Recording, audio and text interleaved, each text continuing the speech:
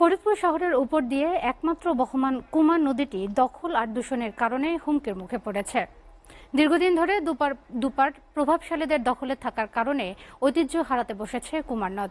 এছাড়া নদের মধ্যে দুপারে বাড়িঘর এবং প্রতিষ্ঠানের ময়লা আবর্জনা ফেলার কারণে দূষিত হচ্ছে নদের পানি, যে কারণে সাধারণ মানুষ এসব পানি ব্যবহার করে নানা ধরনের রোগে আক্রান্ত হচ্ছে। আর তাই কুমার নদের সেই হারানো গৌরব ও ঐতিহ্য ফিরাতে এরই মধ্যে কাজ শুরু করেছে প্রশাসন। ফরিদপুর জেলা শহরের উপর দিয়ে বয়ে যাওয়া ৭৫ কিলোমিটার দীর্ঘ কুমার নদের পাশের জেলা গোপালগঞ্জের অংশে গিয়ে শেষ হয়। পাশাপাশি ছোট বড় দোকান, ঘর তৈরি, বড় বড় বিল্ডিং ও শহরের সব ময়লা আবর্জনা ফেলার কারণে গভীরতা কমে যায় এ নদের।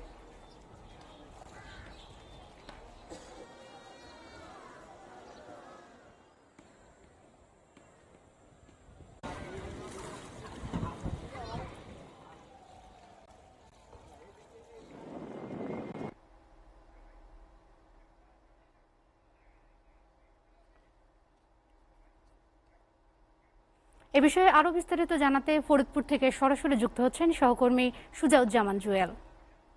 জুয়েল, কুমার নদের সেই ঐতিহ্য হারানো এবং দখল মুক্ত করতে প্রশাসন কি কোনো উদ্যোগ নিয়েছে?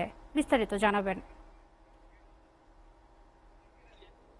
এই ঐতিহ্যবাহী এই কুমার নদ ফরিদপুর শহরের একটি ঐতিহ্য।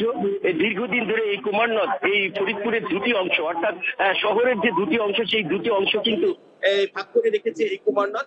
এবং যদি আপনাকে জানিয়ে রাখি, শুধু ভাগ করেই রাখেনি, এই সৌন্দর্যও কিন্তু গঠন করেছে এই কুমার নদ। কিন্তু এই ঐতিহ্যবাহী কুমার নদ দিনকে দিন কিন্তু এর যে হারানো ঐতিহ্য, এর যে ইতিহাস, সেটি কিন্তু বিলীন হওয়ার পথে। কারণ বিভিন্ন ভাবে এই নদের দুপারে কিন্তু দীর্ঘদিন ধরে প্রভাবশালীরা দখল করে রেখেছে।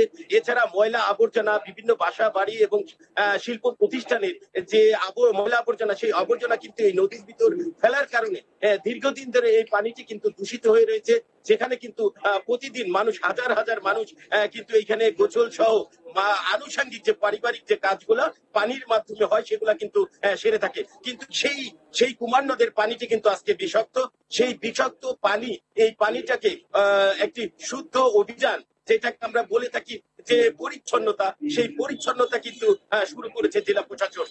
আজকেও কিন্তু জেলা প্রশাসনের উদ্যোগে কিন্তু বড় ধরনের একটি উদ্যোগ নিয়েছে এবং এই যে কুমার নদের যে হারানো ঐতিহ্য, সেটি ফিরিয়ে আনতে জেলা প্রশাসনের মাধ্যমে ফরিদপুরের যে পৌর মেয়র আছে, জেলা প্রশাসন, উপজেলা প্রশাসন এবং সবার উদ্যোগে কিন্তু আজকে কয়েকশো মানুষ এই ফরিদপুরের যে কুমার নদ, এই কুমার নদ পরিষ্কার পরিচ্ছন্নতা অভিযানে নামছেন। তারা এই যে কোনো মূল্যে তারা এই ফরিদপুরের যে কুমার নদ, এই কুমার নদের ঐতিহ্য ফিরিয়ে আনবেন, এমনটি আমরা জানতে পেরেছি। এছাড়া আপনাকে জানিয়ে রাখি যে ফরিদপুরের কুমার নদের যে বেইলি ব্রিজ, অর্থাৎ যে ঐতিহ্যবাহী বেইলি ব্রিজ, শহরের মাঝখানে যেটি অবস্থান, সেই বেইলি ব্রিজের দুপারে বিভিন্ন ধরনের অর্থাৎ ময়লা আবর্জনা স্তূপ আকারে পড়ে আছে।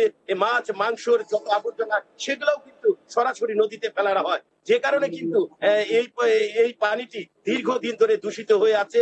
সেইখানে সাধারণ জনগণের যে দাবি, সেই দাবিটি হচ্ছে যে এই কুমার নদের যে দুই পারে যে ময়লা আবর্জনা গুলো আছে এবং দখলে যারা রয়েছে, তাদের দাবি হচ্ছে যে এই দখলদার মুক্ত করা, পাশাপাশি কুমার নদের যে পানি, যে পরিষ্কার পরিচ্ছন্নতা, এইটা ফিরিয়ে আনবে, এমনটি প্রত্যাশা করছে এই জেলার হাজার হাজার মানুষ। আমরা কথা বলেছিলাম পানি উন্নয়ন বোর্ডের সাথে।